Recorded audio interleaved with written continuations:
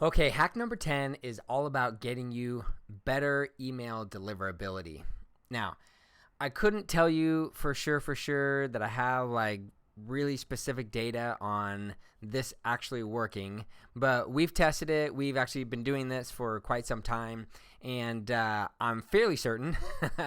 Intuition tells me, and some anecdotal evidence tells me that this works.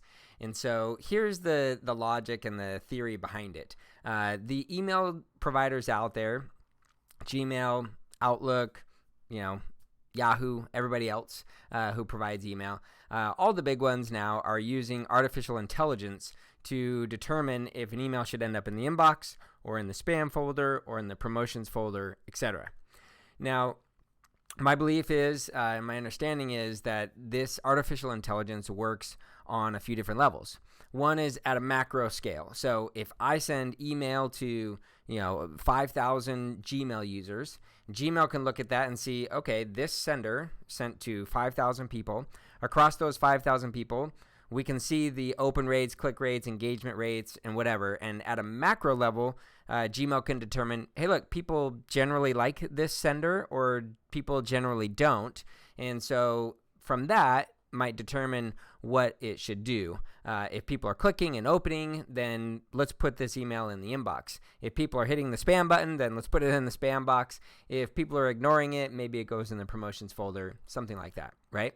Now, this artificial intelligence also works at an individual level. So maybe all those 5,000 people love that sender, but there's one person who doesn't like that sender, or they're just busy or whatever, and they continually ignore emails from that sender. And so maybe at an individual level, Gmail will say, well, for this person, we're going to put these emails in the promotions folder. And you guys have probably seen evidence of this as you're sending emails or as you're receiving emails. You might get one person that says, hey, this one went in the promotions folder, and another person that says, nope, it came in my inbox. And that's likely based on their own individual behaviors and how the artificial intelligence is responding to that. So we call this the prime the pump technique. This is a technique to, when you're sending out promotions, when you're sending out a campaign or a broadcast, do what you can to try and prime that artificial intelligence pump to believe that your emails should always end up in the inbox. The way you do that is you send first to your hyper responders. You find all the people that are engaged, that are opening and clicking your emails, and you send the emails to them first. And then hours later, or even maybe a day or two later, you send to the rest of your list that's less engaged. You might even break that down into multiple segments. Send to the super hyper responders first, people who click on everything, people who click on half of the things you send, people who are engaged but don't usually click, and then your unengaged people, right? So you can get really fancy with it, but let me show you kind of the basics of this. So we'll jump over to the screen here, and what we're going to do is go over to the campaign builder, and we'll create a new campaign. I'm just going to call this one Prime the Pump.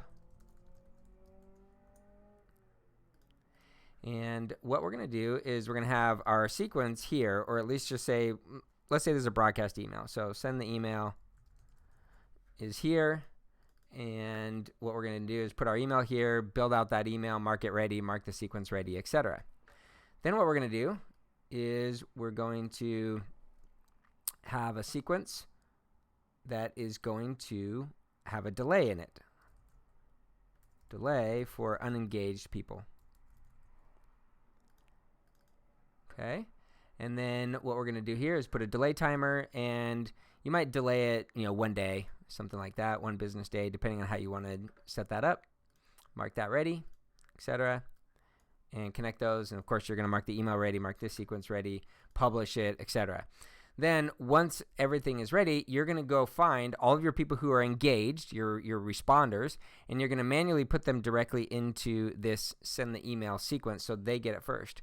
At the same time, you're going to grab all the people that are unengaged and you're going to put them in here. And so all the people who are engaged get the email first. That primes the pump, and then the unengaged people get it later. And our hope is that priming the pump gets these emails into the inbox more often. Now, you can also do this with a decision diamond something like this. Let's move this over so it makes sense.